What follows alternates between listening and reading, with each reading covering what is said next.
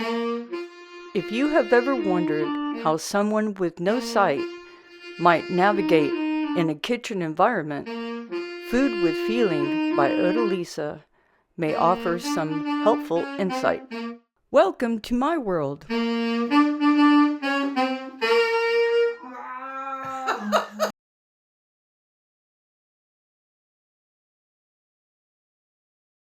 Welcome back to Food with Feeling by Odalisa.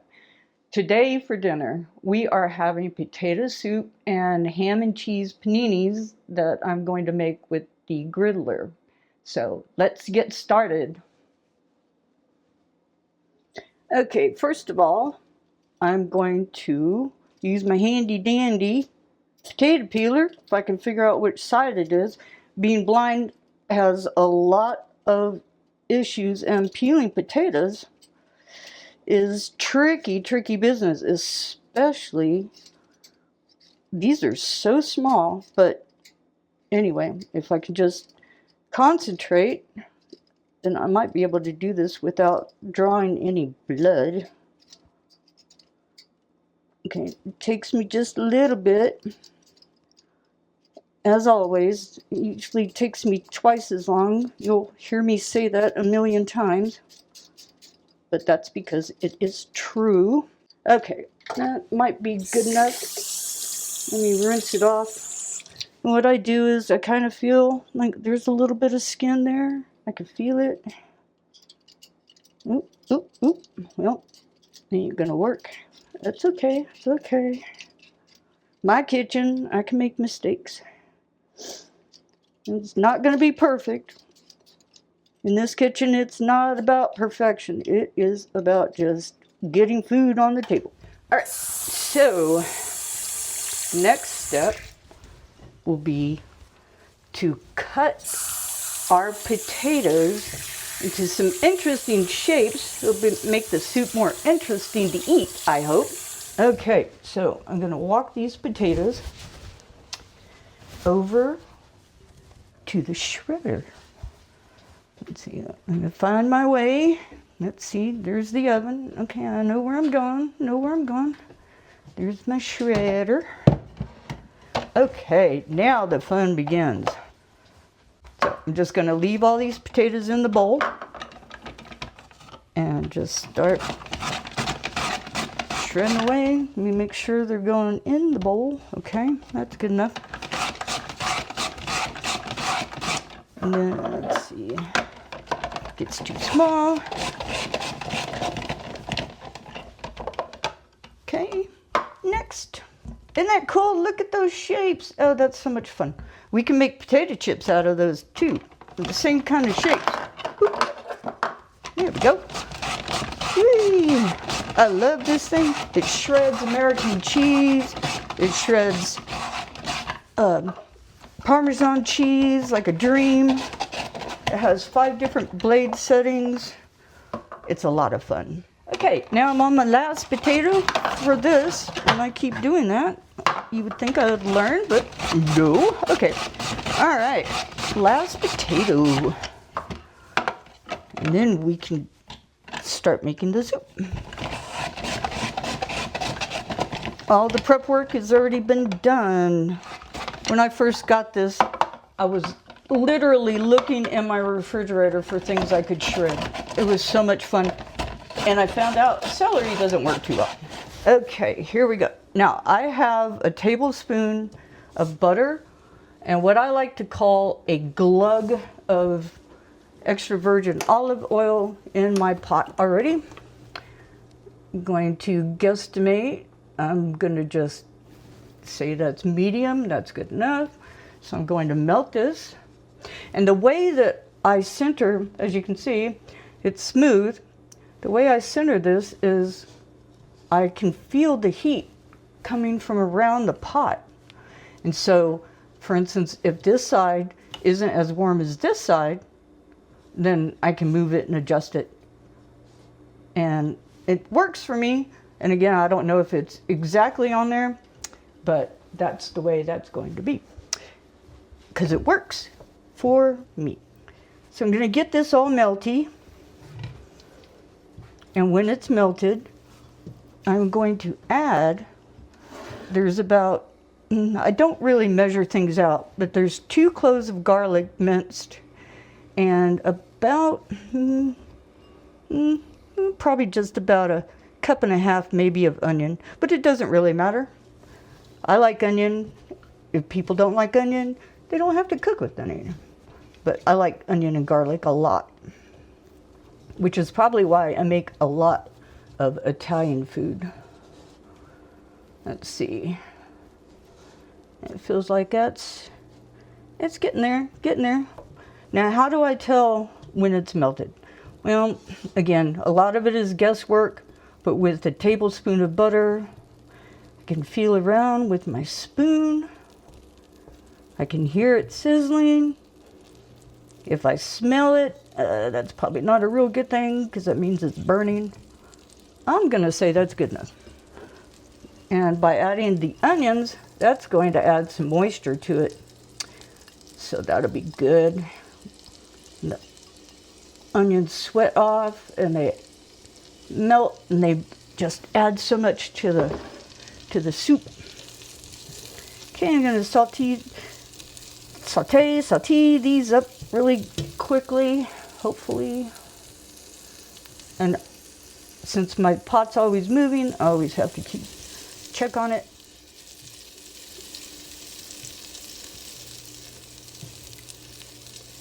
Okay.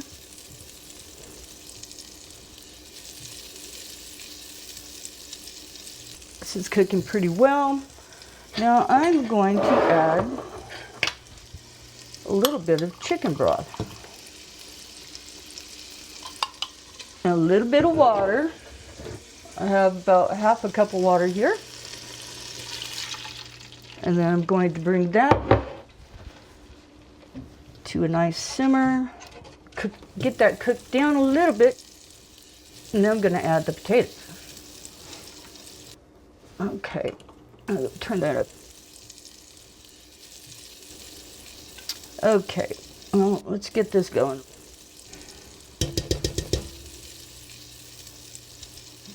Turn up the heat. I'm gonna kind of smell it. I can smell the chicken broth, so that means I put enough in there. And since I'm using better than bouillon, it's really great. I love the product, but I never have to add salt because it's packed with flavor, all sorts of flavor. It even has little bits of roasted chicken in it. Okay, let me check this.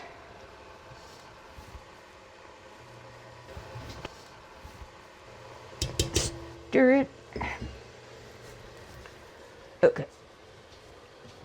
Now, this is not a little bit of potatoes, and I probably will not use all of these. We'll see how it goes.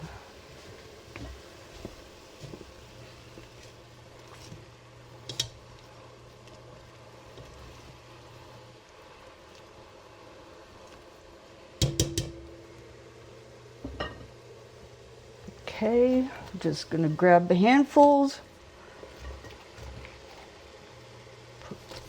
And of course, potatoes give off water as well.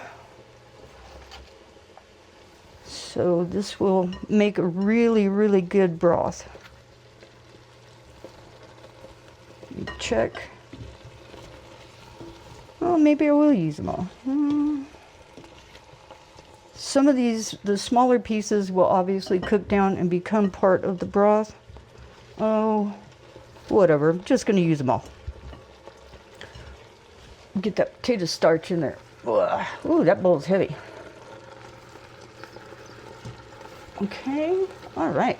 Get this out of my way.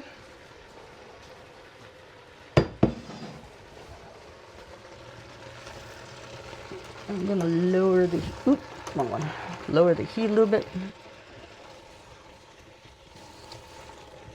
I think that's gonna work pretty good. I'm going to coat. Try to get it all nice and coated with the butter and oil. I'm gonna cook these down before I add the whole milk. Here's my bowl. Here's my lid. Okay, another way I can tell if I've got it centered enough is by putting the lid on and feeling the top of the lid. Amazingly enough, I don't burn myself, and I actually wouldn't recommend anybody else doing this, but I've been cooking since I was 12. It's a long time, so I know what I'm doing. Although I've only been blind since I was 33. And I especially love these utensils because I can have a really good idea what's going on, the textures and everything, by the way the potatoes are softening up. And I can smell the onions and garlic. Okay, again, not measuring, so this is always fun.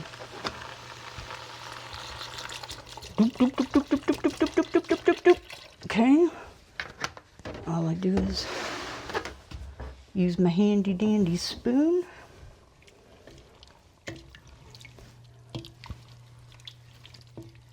I think that actually, I want a thicker broth, so I think that's going to actually do it for me. I'm going to bring it up. The potatoes are going to give off some more liquid. I think that's pretty good. That'll work for me, especially going well with a ham and cheese grilled sandwich. I think that'd be just perfect. Okay, all right. We're going to let that simmer for a little bit. Okay, I think that this is good enough to cover, and we will let it cook the rest of the way. I'm going to cover it, but leave it just a little bit because I don't want it to boil over. And I'm going to turn this down to simmer, or what I think is simmer. All right, okay, that's that. Next, I'm going to clean up my space, and I won't bore you with all that. And then we will make paninis, ham and cheese paninis, to go with our potato soup. Okay. All right, so now onto the paninis. And what I've done is mayonnaised 4 slices of sourdough bread, because that's my favorite. It makes really good panini sandwiches. I have deli ham that they have shaved very, very thinly for me at the meat market, and Swiss cheese. Now, the only problem with the sourdough is that, well, it's going to melt over, but that's okay. That's okay, because it's not an actual square piece of bread, but I like the texture with the paninis a lot better than white bread. Okay. Oop, got mayonnaise on me. That's okay. It's all going to the same place. Let's see. So, Swiss cheese. Oop.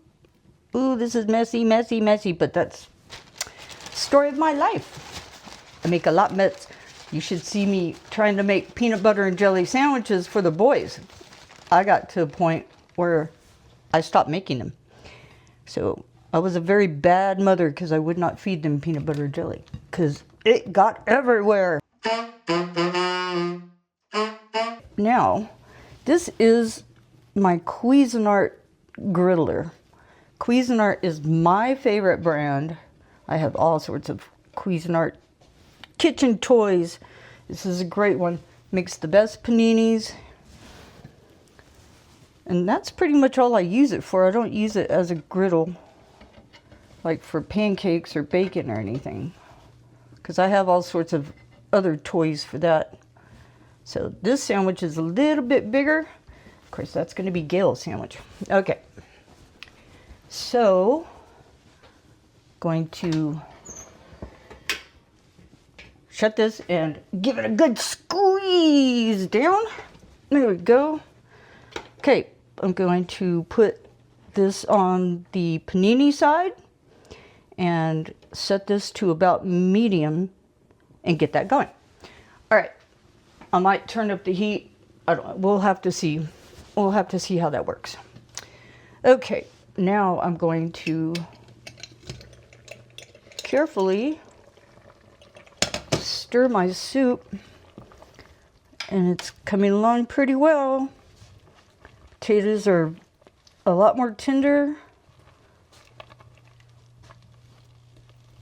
Yeah, I think it works. I don't like adding pepper to my potato soup. I kind of like the sweetness of the onions come through and not so much pepper. And again, I don't need any salt because of the bouillon that I added. So it's going to taste a little chickeny, a little potatoey, a little garlicky, a little oniony. And I want to reduce it so it should all come together at the same time. If not, that's okay too. So now all we do is we wait. Okay, I think this is done. So I'm going to do a quick stir. Yeah, I think that's good. Very good.